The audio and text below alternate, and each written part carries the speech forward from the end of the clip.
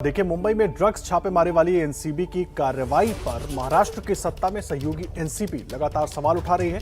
NCB नेता नवाब मलिक ने आरोप लगाया है कि एनसीबी ने छापेमारी वाले दिन 11 लोगों को क्रूज से पकड़ा था, जिनमें से 3 लोगों को छोड़ दिया गया। जिन 3 लोगों को एनसीबी ने छोड़ा उनमें एक ऋषभ सचदेव था। ऋषभ सचदेव बीजेपी युवा मोर्चा के अध्यक्ष रह चुके मोहित भारती का साला है। एनसीबी की तरफ से एक वीडियो जारी कर दावा किया गया है कि ये वीडियो ऋषभ सचदेव, प्रतीक गावा और आमिर फर्नीचर वाला को छोड़ने का है। नवाब मलिक ने एनसीबी के जोनल डायरेक्टर समीर वानखेड़े का वो बयान भी सुनाया जिसमें उन्होंने कथित तौर पर 9 से 10 लोगों के पकड़े जाने की बात कही थी, और इस पर नवाब मलिक ने दावा किया कि दरअसल 9 या 10 नहीं बल्कि 11 लोग उस दिन पकड़े गए थे। और इसी आधार पर एनसीबी का आरोप है कि सेलिब्रिटीज को ऐसे सिर्फ खबर बनाने के लिए पकड़ा गया है। बड़ा अपडेट हम आपको दे रहे हैं। देखिए, मुंबई में ड्रग्स छापेमारी वाली एनसीबी की कार्रवाई पर महाराष्ट्र की सत्ता में अब एनसीबी लगातार सवाल उठा रही है। एक तरफ तो एनसीबी ने नारकोटिक्स कंट्रोल ब्यूरो की कार्रवाई पर सवाल उठाए, दूसरी तरफ इस पूरे मामले में बीजेपी को घेरा। समीर वानखेड़े पर सवाल उठाए कि जब 11 लोगों को पकड़ा था तो फिर अपने बयान में 8 से 10 लोगों के पकड़े जाने की ही बात क्यों कही। एक इतना जिम्मेदार अधिकारी गैर जिम्मेदाराना बयान कैसे दे सकता है। दूसरी तरफ ऋषभ सचदेव को छोड़ने को लेकर सवाल खड़े किए। एनसीबी की तरफ से मांग की गई कि ऋषभ सचदेव के पिता के फोन की कॉल डिटेल की जांच होनी चाहिए, क्योंकि ऋषभ को छोड़ने के लिए उसके पिता के फोन से कई बड़े नेताओं को कॉल की गई थी।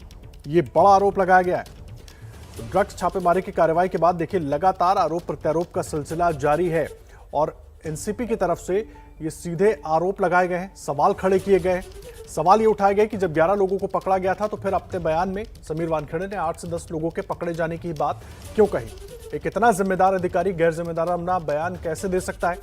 दूसरी तरफ ऋषभ सचदेव को छोड़ने को लेकर सवाल खड़े किए गए। एनसीबी की तरफ से मांग की गई है कि ऋषभ सचदेव के पिता के फोन की कॉल डिटेल की जांच होनी चाहिए।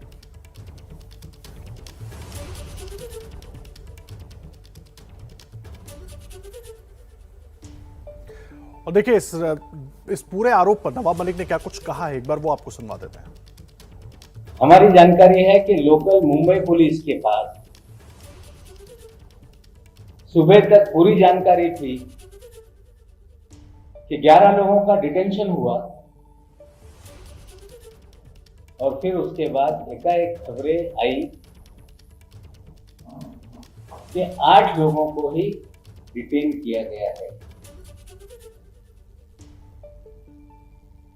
उसमें 3 लोगों को छोड़ा गया।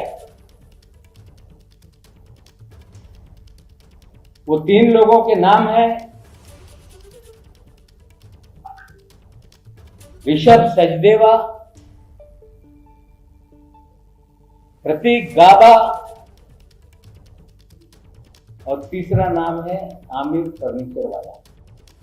आज फिर हमने सवाल उठाया है, उम्मीद करते हैं कि एनसीबी इसका जवाब देगी। भारतीय जनता पार्टी के विपक्ष के नेता जो हैं दरेकर साफ बोल रहे हैं कि अगर उनके पास कोई जानकारी है तो एनसीबी को ले जाके दें। जो फर्जीवाड़ा कर रहा है क्या उसको जानकारी दी जाएगी। हमें लगता है कि महाराष्ट्र के विपक्ष के नेता श्री प्रवीण दरेकर भी आदरपूर्वक कहना चाहता हूं कि जिस एजेंसी के खिलाफ हम सवाल खड़ा कर रहे हैं सारी जानकारी उनको ही दो। इस तरह की बात करना ये गलत है। आप भारतीय जनता पार्टी के नेता हैं, मैं मांग करता हूं कि इतना बड़ा मामला है, कोई कमीशन आप बिठा दीजिए। ये सारी जानकारी जो मैं दे रहा हूं गलत है, उसकी जांच हो जाए। और सीधा रुख करेंगे, हमारे सहयोगी जितेंद्र दीक्षित हमारे साथ जुड़ गए हैं। जितेंद्र, बड़ा सवाल है, एक तरफ एनसीबी तमाम आरोप लगा रही है, दूसरी तरफ जांच इस मामले में जारी है। डीडीजी एनसीबी के ज्ञानेश्वर सिंह पहुंचते हैं, वो कहते हैं कि वो अपना काम कर रहे हैं, हमें अपना काम करने दीजिए। ये जो आरोप लगाए गए हैं, कितने इसमें तथ्य हैं, और ये जो राजनीति तेज हो गई है, मामले पर क्या असर पड़ेगा इसका?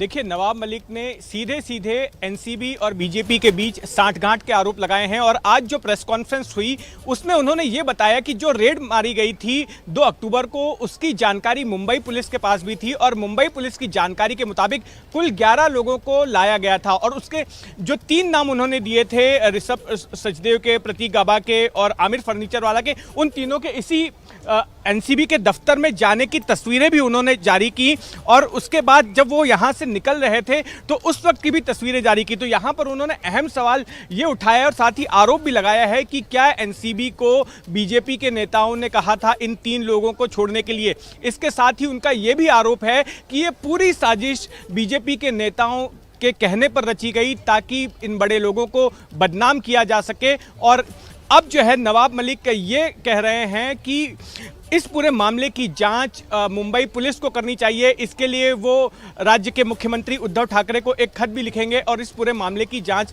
करवाएंगे। उन्होंने साफ साफ ये आरोप लगाया कि जिन 3 लोगों को छोड़ा गया है वो बीजेपी के राज्य के और केंद्र के बड़े नेताओं के फ़ोन कॉल्स पर उनको छोड़ा गया और उन्होंने ये भी मांग की है कि खुद समीर वानखेड़े जो कि जोनल डायरेक्टर हैं यहाँ के एनसीबी के, उनके भी कॉल रिकॉर्ड्स की जांच की जानी चाहिए और ये पता किया जाना चाहिए कि बीजेपी की इसमें क्या भूमिका रही है। उन्होंने ये भी आरोप लगाया है कि ये पूरी साजिश प्री प्लान थी और इसमें अगला टारगेट खुद फिल्म अभिनेता शाहरुख खान भी हो सकते हैं। ये दूसरी ऐसी प्रेस कॉन्फ्रेंस रही नवाब मलिक की जिसमें उन्होंने नारकोटिक्स कंट्रोल ब्यूरो पर इस तरह के गंभीर आरोप लगाए हैं। पिछली बार भी जो आरोप लगाए गए थे उसका साफ साफ जवाब जो है नारकोटिक्स कंट्रोल ब्यूरो नहीं दे पाई। 2 ऐसे लोग जिन्हें बतौर उन्होंने इंडिपेंडेंट विटनेस के तौर पर पेश किया था तो उसमें से एक आदमी बीजेपी का कार्यकर्ता निकला और दूसरा जो आदमी था वो आपराधिक रिकॉर्ड वाला आदमी था, किरण गोसावी नाम का। लेकिन इस सिलसिले में एनसीबी के अधिकारी साफ साफ नहीं बोल रहे हैं। लेकिन आज उम्मीद की जा रही है कि इस प्रेस कॉन्फ्रेंस के बाद नवाब मलिक के नारकोटिक्स कंट्रोल ब्यूरो के अधिकारी भी प्रेस कॉन्फ्रेंस लेंगे। अब ये देखना है कि कितने आरोपों पर अपनी वो सफाई देते हैं, अपना किस तरह का खुलासा करते हैं। ठीक है, बहुत धन्यवाद आपका जितेंद्र। आप नजर बनाकर रखिए, लगातार आगे भी अपडेट लेते रहेंगे। जितेंद्र दीक्षित हमारे सहयोगी पूरी जानकारी दे रहे थे।